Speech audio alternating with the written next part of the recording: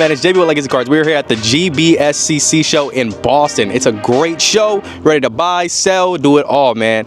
Let's get it.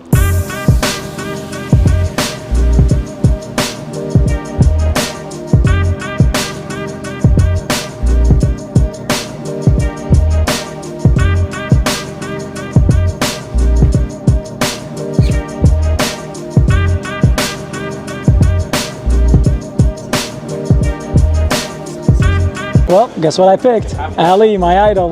Great pick. Oops. Well, I dropped it.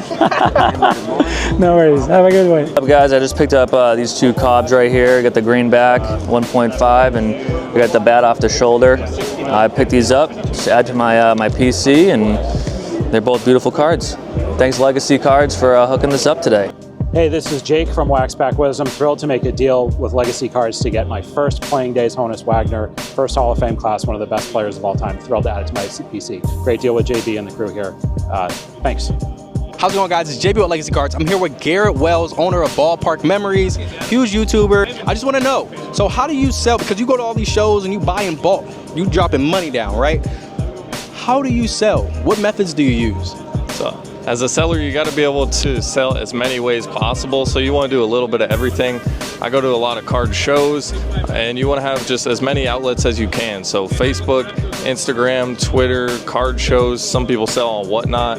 So that's really what it's all about. You want to have as many outlets as possible, because that's just more ways that you can sell your cards. I'm here with Sammy Thunder in the building. He's a content creator, makes a lot of content about vintage cards. He buys a lot. He's always at shows. You guys probably have seen him. I just want to ask you, so what are some ways you sell at shows? Because we know you're constantly buying, but what are some methods that you use to sell these cards? So there's various platforms. I do sell at shows on occasion, but primarily a lot of the online groups like on Facebook is a key way to get cards out there. There's tons of groups, a lot of vintage, Venezuelan groups for vintage. There's vintage baseball cards run by Matt Falumley, the 1985 and under and earlier group.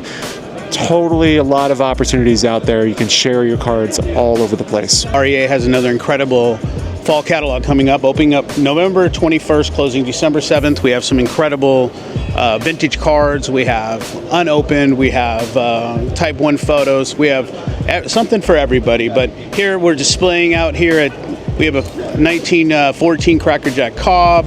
We have a SGC 9.5 Nolan Ryan rookie.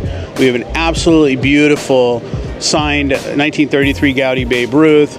That should bring somewhere 300,000 to 400,000. Incredibly fresh to the hobby signed rookie Ted Williams, and a lot of other great things that you'll be able to see on the website if you go to collectrea.com. And again, that'll be opening up November 21st. Buddy, I'm Jeff Gross with Gross Vintage Baseball, as you can see. I'm very honored to be interviewed by JB. JB was asking me about the backstory to how the Gross Vintage Baseball really accelerated, and you may have seen it.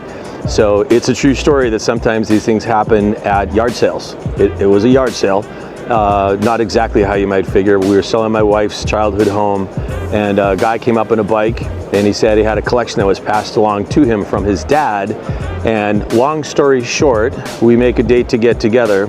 Very organized, very impressive pre-war collection, T206s, T205s, all the great tobacco cards.